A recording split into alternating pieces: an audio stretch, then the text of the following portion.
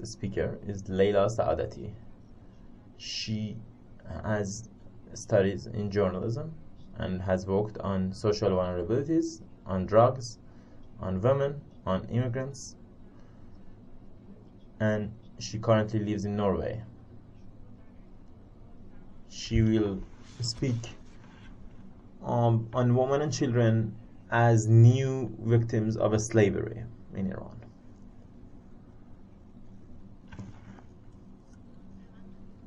Hello to all those who are here, and I thank Südwind for having given me the opportunity to speak about an important issue. Well, it's part of the important issue, but it's a good opportunity nevertheless. We all know that the problem of drugs, of the sale and smuggling of drugs in Iran is what an industry and what a tradition. And the production of industrial drugs in Iran, we all know, has a lot of damages on Iranian society. It continues to have. But I want to speak about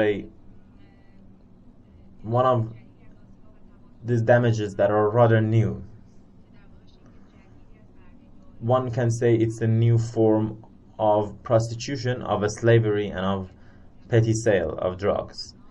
And naturally, children, youth, and women are those who are victims of this. I want to talk about a group that are under 20 years of age, boys and girls, and women under 20 years.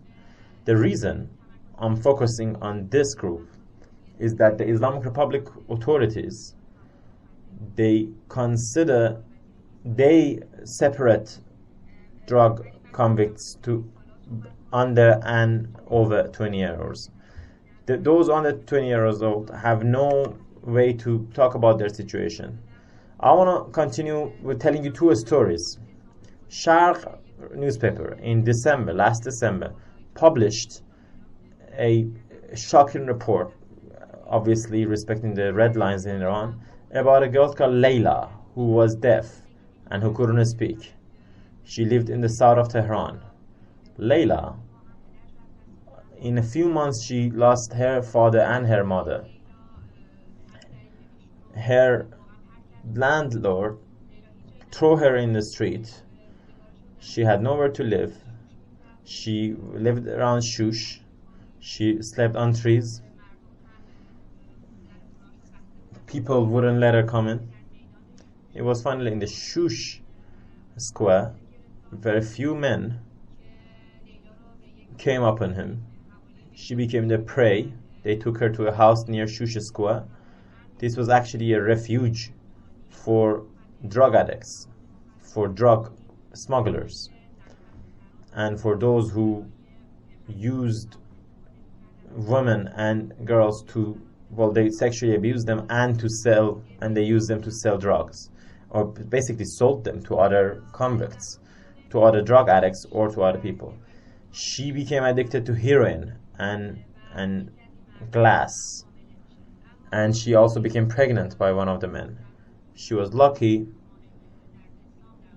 In December, she was lucky enough that one of the women who was a long-time drug addict and worked with the NA association in Iran, and she used to go to what is called Another Birth. It's a kind of a drug rehab association. She saved Leila from this house.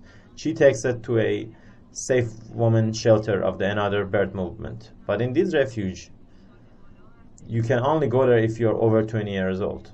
There is no shelter in Iran for those under 20 years of age. Leila was 4 months pregnant.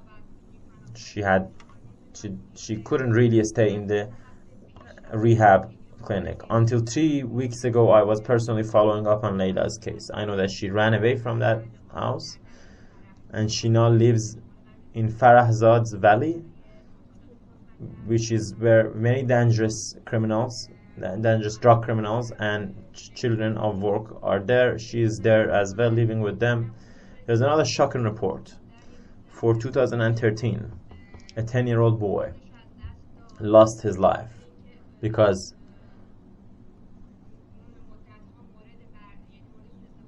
he was sexually abused and sold. His father lived in Pakdash Hood in Tehran, which is a marginalized and dangerous neighborhood in Iran, in Tehran. His father was addict, and for many years, for drugs and for money, he sold his son. This 10-year-old, because of the recurrent rapes he gone through, and because of the lack of food, he died. The cops arrested the father at the end, but because of the laws of the Islamic Republic, he wasn't really punished. I just told you two stories, because there are many stories like this in Iran. This can be the story of many boys and girls, many teenagers, but no one hears about it, unfortunately. There are official statistics that government has given that 9% of the drug addicts in Iran are women, and there's another statistics that shows a lot of children of labor are involved in drugs and have AIDS. In one of his statements to Ahmad Shahid said that whenever I die in prison, this will be the Islamic Republic authorities that are responsible. This should be true for all political prisoners, not only Shahrukh, especially Rajai Shahr's prison. In this branch, the branch 12, all air or light tunnels to this place are closed down, and then there are some noise creating machines that are ready that are enough for an entire city. Now it is the clinic of the prison who said that he went through brain seizure. It's very clear why he had a brain seizure. You're staying 3 years under these noise machines. It's enough for you to get that. It's not Shahrukh alone, other prisoners too, I believe. I can't say this if there was a conspiracy or not. We can get to know this later, and we must.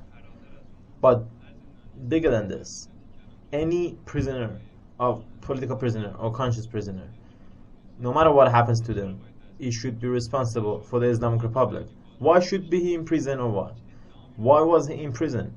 He didn't plead guilty to anything. They told him, did you do political activities? He said, no, I did trade union activity. You are the ones, the government, who have signed all the ILO's papers. What I do is legal. All he said to the judge and to the authorities and to the Supreme Court was this, but they didn't accept it.